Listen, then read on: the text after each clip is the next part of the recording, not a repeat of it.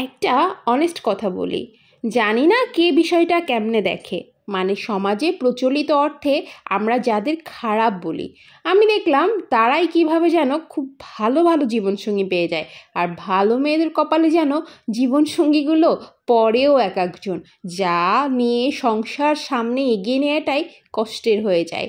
মেয়েদের ক্ষেত্রে এইটা আমি আরও বেশি দেখি।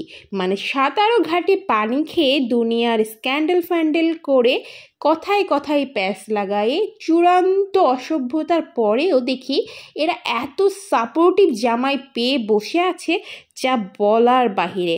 আসলে জানি না কেন যেন আমি এটাই বারবারই দেখি।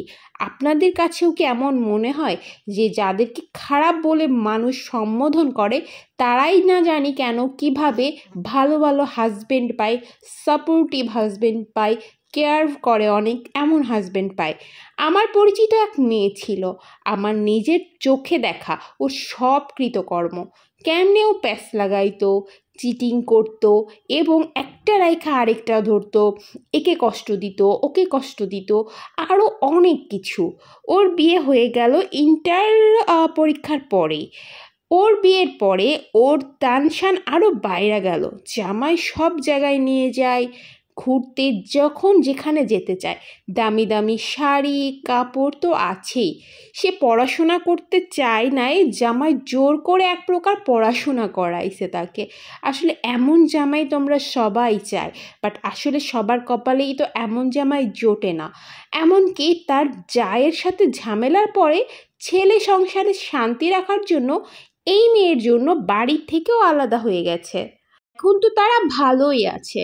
আর আমার নিজের একদম কাছের এক ক্লোজ বান্ধবী, বেস্ট ফ্রেন্ড যাকে বলি, অমন মেয়ে হাজারে এক দুইটা হয়। যেমন সুশ্রী, তেমন কাবিল, তেমন গুণবতী এবং জীবনে কোনোদিনও প্রেম করে নাই। মানুষের কাছে কথা লাগানো, এর কথা ওকে বলা, চিটিং করা, কারো মনে কষ্ট দেওয়া, এগুলো কখনো কিছুই করে নাই। বাপ মা যার সাথে দিছে এরকম সোনামুখ করে বিয়ে করে নিছে। সেই মেয়ের জামাই ঠিক করে পড়ে ভাতও দেয় না। আসলে কেন এমনটা হয়? আমরা যারা ভালো মানুষ, ভালো মেয়ে, ভালোভাবে চলি, সবাইকে ভালোবেসে চলতে চাই, তাদের কপালেই কেন এমন জামাই জোটে যা কিনা সামনে বয়ে নিয়ে বেড়ানোটা খুবই কষ্টকর হয়ে পড়ে। তখন চিন্তা হয় যে এত ভালো থেকে কী লাভ হলো? এর থেকে যদি ওদের মতো খারাপ হয়ে থাকতাম বা খারাপভাবে চলাফেরা করতাম, তাহলে হয়তো ভালো কোনো ছেলেই আমাদের কপালে জুটে যেত। আসলে এটা অনেকটা আফসোসের থেকেও বলা চলে। দুনিয়াটা মাঝে মাঝে এত আনফেয়ার লাগে যে কি বলবো। সো আজকের ভিডিওটা এই পর্যন্ত। সব ভালো থাকবেন। আল্লাহ হাফেজ।